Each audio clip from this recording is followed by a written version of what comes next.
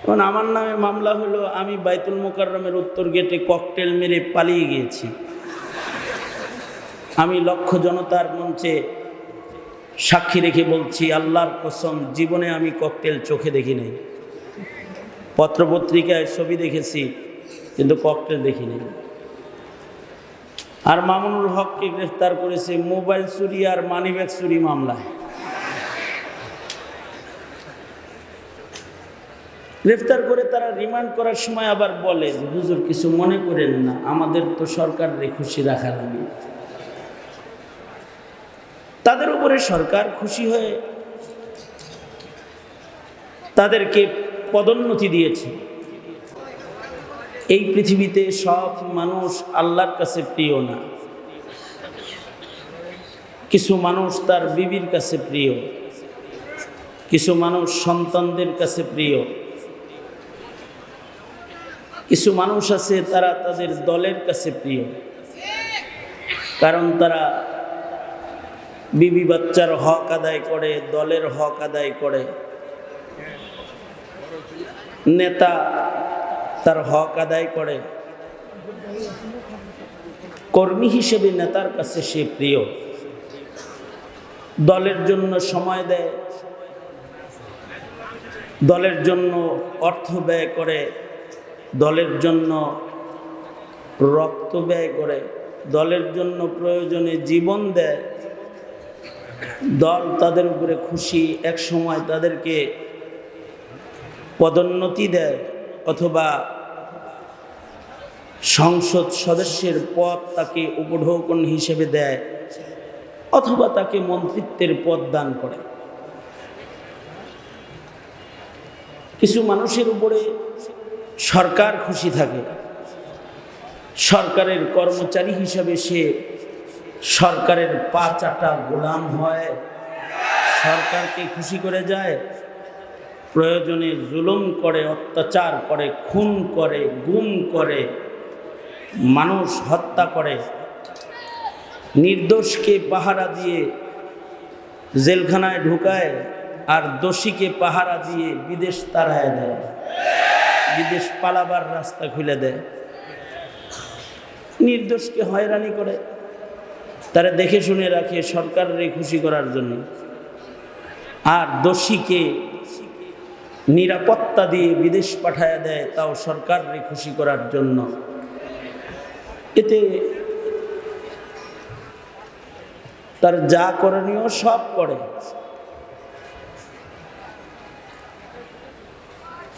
ষোলো বছর দলের কর্মীরা হেলমেট বাহিনী নামে, তারাই পুলিশ আর্মি সেজে অবৈধ অস্ত্র চালায়, মানুষের রক্ত নিয়েছে, তাদের উপরে তো দল খুশি হবেই। 16 বছর সরকারের তাবেদার গোলাম হিসেবে, কৃতদাস হিসেবে যারা আলেম ওলামার উপরে অত্যাচার করেছে, সরকারের চাহিদা পূরণ করে ইতিহাসের স্মরণীয় নিকৃষ্ট গ্রেফতার কর্ম, যেটা ইতিহাসের পাতায় পাওয়া যায় না, এত আলেম একসাথে গ্রেফতার, তাও বাহিনী করেছে। মামলা, যে মামলায় গ্রেফতার করে রিমান্ড করে জেল দিয়েছে, মামলাগুলোর বিবরণ শুনলে মানুষ তো হাসবে হাসবে, শয়তানও হাসবে। এখন আমার নামে মামলা হলো, আমি বাইতুল মোকাররমের উত্তর গেটে ককটেল মেরে পালিয়ে গিয়েছি। আমি লক্ষ জনতার মঞ্চে সাক্ষী রেখে বলছি, আল্লাহর কসম, জীবনে আমি ককটেল চোখে দেখি নাই। পত্রপত্রিকায় ছবি দেখেছি, কিন্তু ককটেল দেখি নাই। আর মামুনুল হককে গ্রেফতার করেছে মোবাইল চুরি আর মানিব্যাগ চুরি মামলায়।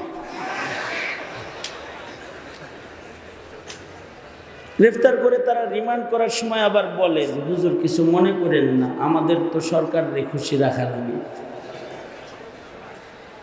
তাদের উপরে সরকার খুশি হয়ে তাদেরকে পদোন্নতি দিয়েছে। কাউকে পুলিশ প্রধান, কাউকে ডিবি প্রধান, কাউকে র্যাব প্রধান পদ তারা পেয়েছে সরকারের গোলামি করে। কিছু মানুষের উপরে ভারত খুশি, দাদা খুশি, যেমন শেখ হাসিনা, তার উপরে সবাই নারাজ থাকলেও মোদি নারাজ না, খুশি। কেউ জায়গা না দিলেও মোদির ঘরে জায়গা আছে, কারণ মোদি খুশি। কোন দেশে তার বসবাসের জায়গা না হলেও ভারতে বসবাসের জায়গা আছে, কারণ তার উপরে ভারত খুশি। অবশ্য গোটা দেশ নারাজ, গোটা দেশ নারাজ বিধায়ী মাটি দিয়ে হেঁটে যাওয়ার সুযোগ পায় নাই, উড়াল দিয়ে চলে পালিয়ে গেছে।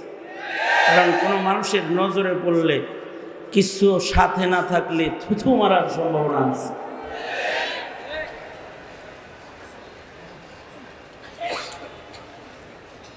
এদেশের আলেমরা তো সর্বাধিক নির্যাতিত, কিন্তু তারা গণভবনে মার্চ করে যায় নাই।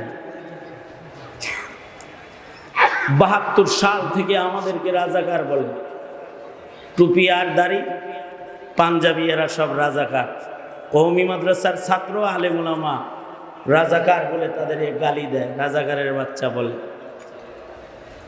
কিন্তু আলেমদের ধৈর্য বেশি, তারা গালির জবাবে পাল্টা গালিও দেয় নাই, দাওয়াও দেয় নাই। কিন্তু বৈষম্য বিরোধী ছাত্র আন্দোলনের ছেলেদেরকে যখন রাজাকারের বাচ্চা বলেছে, তখন ওরা গোটা দেশ থেকে গণভবনমুখী মার্চ করেছে আর বলছে, তুই রাজাকার। রাজাকার আমরা না, তুই রাজাকার। এমন ধাওয়া দিছে, চতুর্দিক থেকে এমন ভাবে আটকাইছে যে সামান্য জায়গাও গাড়িতে চড়ে যাওয়ার মতো সুযোগ শেখ হাসিনার ছিল না, কারণ চতুর্দিকে ছাত্রদের বেষ্টনী ছিল। শেষ বেলায় উড়ে চলে গেছে, দুঃখজনক বিষয়, খানাটাও খেয়ে যেতে পারে নাই। কত কিছু রান্না করেছে, এগুলো সব ছাত্ররা খাইছে। পুকুরের মাছগুলো তুলে নিয়ে গেছে, হাঁসগুলো ধরে নিয়ে গেছে, এমনকি জানালার পর্দাও খুলে নিয়ে গেছে। সরু সামান যে যা নিতে পারছে গনিমতের মাল লয়ে গেছে।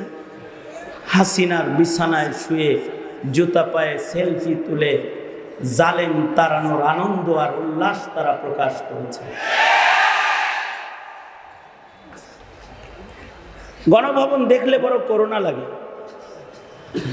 গণভবনের চতুর্দিকে ডবল গাঁথনির ইট নাই, ছাত্ররা খুলে ফেলেছে। বুবুর তো অনেক জেদ, বুবু অনেক জেদি, প্রতিশোধী। জেদ করে যদি ওই দিন একটু সাহস করে বসে থাকতো, তাইলে যে কি দেখা যেত আল্লাহ জানে ভালো। তবে আমার মনে হয় বুবু যদি বসে থাকতো ওখানে, তাহলে ডবল গাঁথনির ইট যেমন গণভবনের চতুর্দিকে নাই, খুলে ফেলেছে। ছাত্ররা হাসিনাকে বেললে গায়ের চামড়া খুলে ফেলতো, চামড়া খুলে দিত। কিন্তু উনি বুদ্ধি করে চলে গেছে, যেখানে থাকা যায় সেখানে চলে গেছে। তিনি যাকে খুশি করতে পেরেছে তার কাছে চলে গেছে। মুমিনের যাওয়ার জায়গা তো ভারত না, মুদির ঘর না। মুমিনের যাওয়ার জায়গা আল্লাহর ঘর, জান্নাতুল ফিরদাউস। তবে কিছু মুমিন আল্লাহর কাছে যাওয়ার জন্য তারা আল্লাহকে খুশি করে।